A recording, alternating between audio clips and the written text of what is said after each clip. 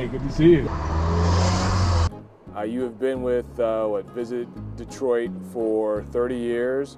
Spent a lot of that time with the Detroit Sports Commission. But you guys are bringing in some really big events.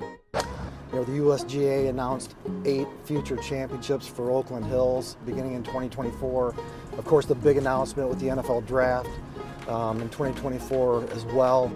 And then finally in November, the NCAA awarded Detroit the 2027 Final Four. And the Final Four, I think, is, you know, extra special to me, number one, being a college basketball fan, but I was able to be a part of now both Final Fours that will be coming to Detroit, dating back to 2009. Why did you guys sit down and say, hey, look, let's bring the Final Four back here to Detroit? It's a process, and you know, in 2008, 2009, let's face it, our economy was in a challenging place, you know, not only in Detroit, but around the country.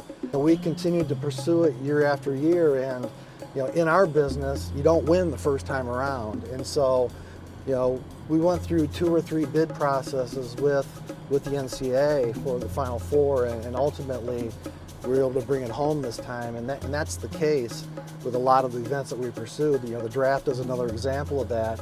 You know, we took a bite at the apple a couple different times until finally the NFL, you know, awarded us that prize. With the first pick in the 2024 draft, the NFL selects Detroit.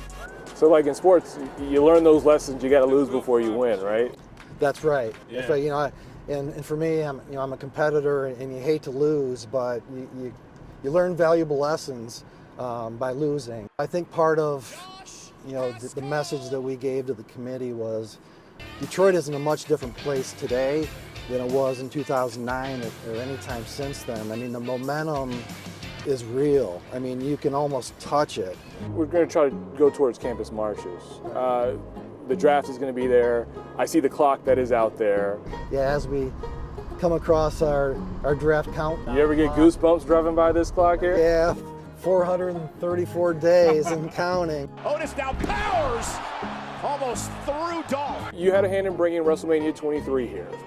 We're doing it again with SummerSlam, and as most people may or may not know, SummerSlam's like the second biggest event that WWE has on its calendar. Speak to the importance of having an event like SummerSlam at Ford Field and the magnitude of that event. Yeah, it's huge. You know, a lot of people, you know, don't necessarily follow WWE or wrestling, and you know, I'm a rookie at it myself. I attended my first live event, SmackDown at LCA, a couple of weeks ago, and I was just blown away by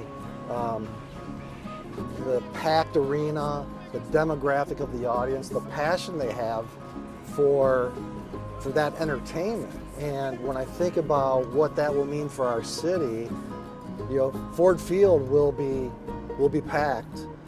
We'll have visitors domestically, internationally traveling to Detroit. You know, millions of dollars being injected into our economy. You ever thought about a wrestling nickname for yourself?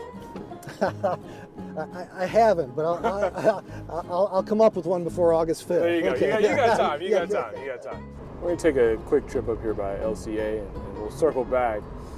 But as far as, you know, the work that you guys do, is it tough when you guys initially find out, like, hey, you're going to host this?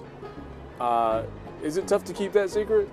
It is, and you know, there have been plenty of times, and especially with SummerSlam, you know, we kept that with a lid on it for a couple of months. Like, and it was tough. But at the same time, when the NCAA announced the Final Four when they announced their future sites, we got word of it at the same time the general public did. Yeah. So we were sitting on pins and needles, just like everyone else. Are there events where you're like, I'd like to have that in this city? Well, you know, we're in the middle of the Big Ten footprint, and you know, on my bucket list, if you will, is the Big Ten football championship, as well as the men's and women's basketball tournaments. And I think that at some point in time, we will be given strong consideration, given proximity to, a couple of their member institutions just up the road. For me, to be able to continue my part of being in sports, doing it as a living. I mean, I actually get paid to be around this stuff. Yeah. It's awesome. And I always encourage people, you got to figure out what it is that you love and try to make a career out of it. Hey, man. Yeah. It's been a pleasure. Yeah, thank you so much, yeah, man. I loved appreciate it. that.